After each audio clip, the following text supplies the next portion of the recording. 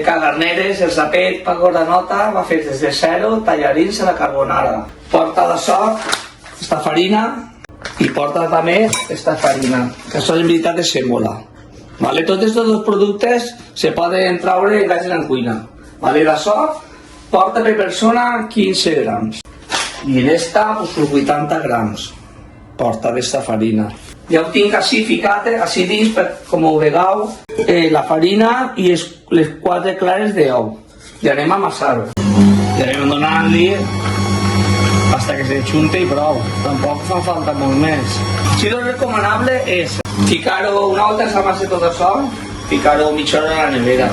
La toquem i veus, està molla. Pues no passa res. Pues tirem un poc més de farina, perquè s'ha quedat un poc molla. Perquè és que això, según consigue, pues si són més grans o més xugotes, pues a moltes passa això. Això és normal que passi. Si això ja pareix que està fet, pues ho retirem.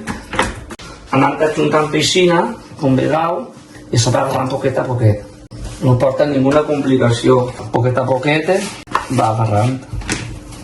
Ja ho tinguem així, obrirem la maquineta esta i fem trosseig.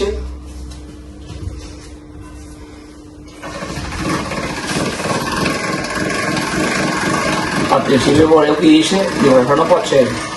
Pues tranquil que és bé. S'ha quedat això, pues la farà un poc així de farina. I ara, altra volta. És molt fàcil, mireu. Si la deixe d'aixina, la dobleu aixina i al revés. I ja està. Esta ja està, veu? Esta ja la tinguem.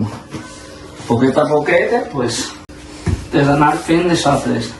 Au ja hi prou de sal, que tindre. De guanciale n'hi ha, per persona, són 70 grams. Així portem el que és les 4 llimes d'ou i així està el pecorino romano.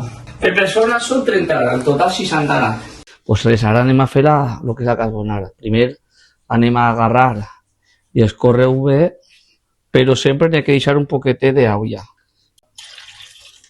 I així, en un pitxeret o el que vulgueu, fiquem un poquet d'olla.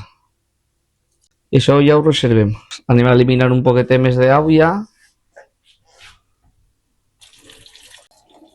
I ja està. Ara, pues res, fiquem al foc. Important, ficar al 4. Si fiqueu més fort, el problema que aneu a tindre és el següent, que se va quallar l'ou i no va eixir bé. Agarrem les 2 llimes d'ou i ara això ho mesclem. Mireu. Ho mesclem. Ben mescladet. Agarrem. Mireu i ho tirem així dins. Vale, ho tirem ahí dins. Mireu així, mireu com això se va quallant. Tot a poquet i l'afegim el guanciale.